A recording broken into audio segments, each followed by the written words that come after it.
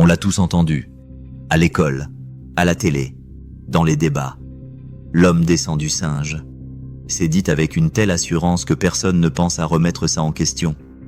Et pourtant, cette phrase est fausse, vulgairement fausse, scientifiquement fausse, historiquement encore plus. Mais ce que peu de gens savent, c'est que cette idée repose sur une incompréhension monumentale de l'évolution.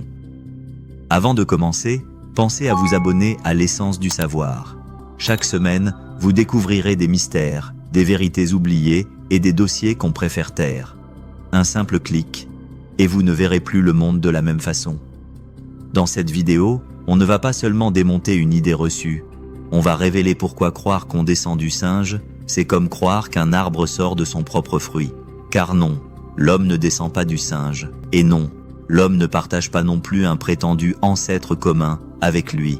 Les preuves modernes, l'ADN, la génétique, la paléontologie, tout converge vers une autre réalité.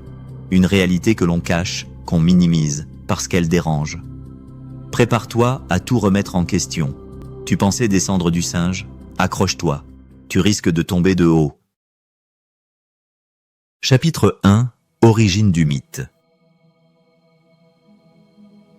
L'expression « l'homme descend du singe » n'a jamais été prononcée par Charles Darwin. Et pourtant, elle lui colle à la peau, comme une insulte, comme une mauvaise blague qu'on répète depuis plus d'un siècle. En 1859, Darwin publie « L'origine des espèces ». Il y parle de sélection naturelle, de variation, d'adaptation, mais pas un mot sur l'origine humaine. C'est en 1871, dans La filiation de l'homme, qu'il aborde la question. Et là encore, pas de descente du singe. Alors, d'où vient cette expression? Du choc culturel, des opposants à l'évolution, des caricatures dans la presse, des religieux outrés à l'idée qu'on ne soit pas une création divine, mais le fruit d'un processus naturel. La presse de l'époque s'empare de l'image du singe. Des dessinateurs croquent Darwin avec un corps de chimpanzé. Le message est clair. Il faut ridiculiser cette théorie. Et le public, choqué, retient une phrase simplifiée. L'homme descend du singe. Mais cette phrase trahit tout le propos. Dans la réalité, aucune preuve scientifique ne démontre un lien de filiation entre l'homme et le singe. Aucune preuve tangible ne justifie l'idée d'un ancêtre flou, commun aux deux espèces. Ce qui existe, ce sont des hypothèses. Mais la science ne fonctionne pas sur des croyances ou des extrapolations. Ce malentendu historique continue de hanter nos manuels, nos débats et nos conversations. Il est temps de rétablir la vérité. L'homme n'est pas une branche du singe. Et leur supposée proximité repose sur une interprétation biaisée des données.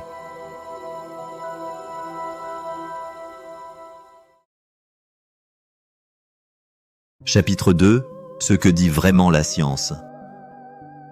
L'évolution n'est pas un dogme, c'est une théorie en constante évolution. Et quand les faits ne collent pas au récit dominant, ils sont souvent mis de côté. Depuis des décennies, on enseigne que l'homme serait un cousin du singe, ou pire, son descendant. Mais les preuves, elles sont floues, incomplètes, interprétées. Le fameux 98% d'ADN commun, ce chiffre ne veut rien dire hors contexte. Des fruits comme la banane partagent aussi 60% de notre génome.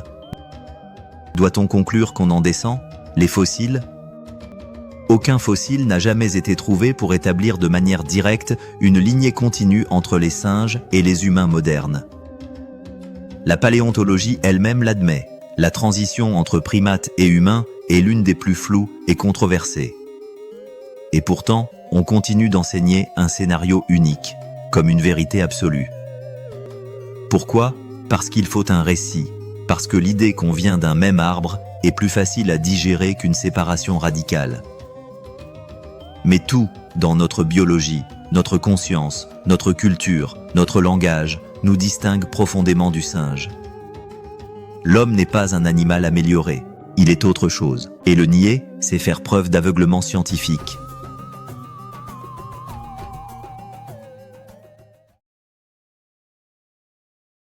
Chapitre 3. Les confusions populaires. Les schémas d'évolution ont conditionné notre manière de penser. le célèbre dessin, un singe voûté qui se redresse lentement jusqu'à devenir un homme moderne. Une image qui simplifie à l'extrême et qui trompe. Cette vision linéaire est fausse. Elle est aussi profondément idéologique. Elle suppose que l'humain est le fruit logique du singe, qu'il s'agit d'un perfectionnement, d'un aboutissement. Mais les faits ne suivent pas ce raisonnement. Les fossiles présentés comme intermédiaires sont rares, discutés, parfois incohérents. Les scientifiques eux-mêmes s'affrontent. Certains refusent même l'idée d'un ancêtre commun précis, car aucun fossile décisif ne vient trancher. Pourtant, on continue de nourrir la confusion. Génétique mal expliquée, schéma trompeur, argument d'autorité. L'idée qu'on descend du singe, ou qu'on en est proche, est devenue une croyance populaire. Mais une croyance n'est pas une preuve, et il est temps de sortir de ce piège intellectuel.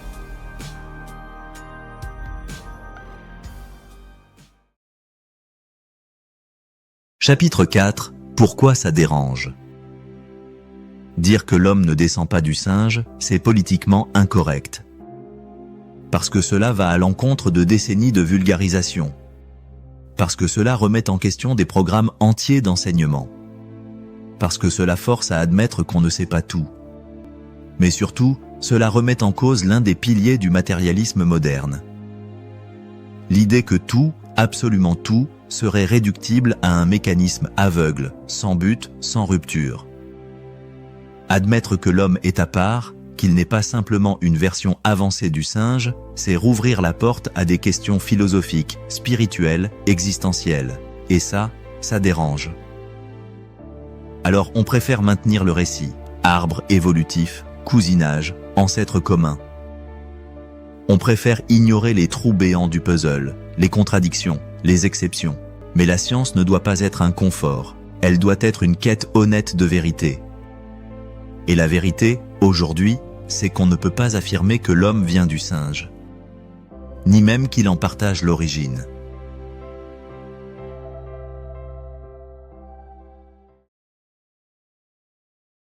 Chapitre 5. Ce qu'on sait vraiment aujourd'hui. Les avancées scientifiques ont révélé bien des choses. Oui, l'homme a une biologie. Oui, il partage des gènes avec d'autres formes de vie. Mais cela ne fait pas de lui un prolongement de ces espèces. Chaque être vivant a son code, sa logique, sa finalité. L'humain a développé la conscience, la culture, le langage abstrait, l'art, la philosophie. Aucun singe, aussi intelligent soit-il, ne trace cette ligne. La paléogénétique, les études récentes sur le cerveau, les capacités cognitives, tout pointe vers une discontinuité majeure entre l'homme et le monde animal. Les scientifiques honnêtes le reconnaissent. On ne sait pas encore comment expliquer cette rupture, mais plutôt que de la nier, on devrait l'explorer.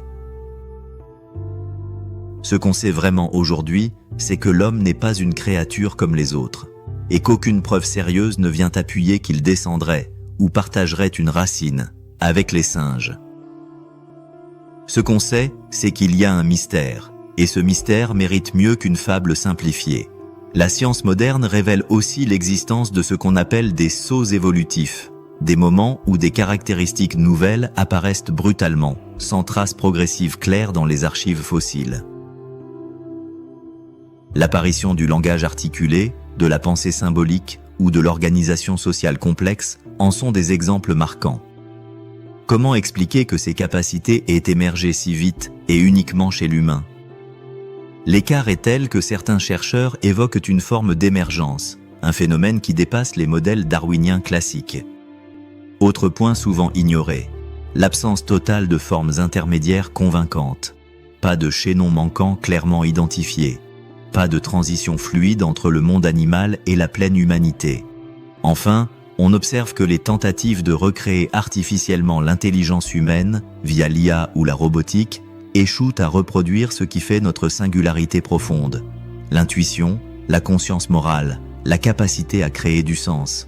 Ce n'est pas une question de complexité, c'est une question de nature. L'homme ne semble pas simplement être le sommet d'une évolution graduelle. Il est en rupture avec tout ce qui le précède. Et peut-être qu'au lieu de chercher à tout prix des liens, il faudrait accepter qu'il y a là une discontinuité radicale, encore incomprise.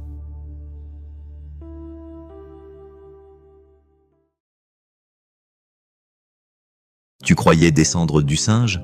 Tu pensais partager une racine avec lui? Et si, en réalité, on s'était tous fait avoir par une croyance scientifique devenue dogme?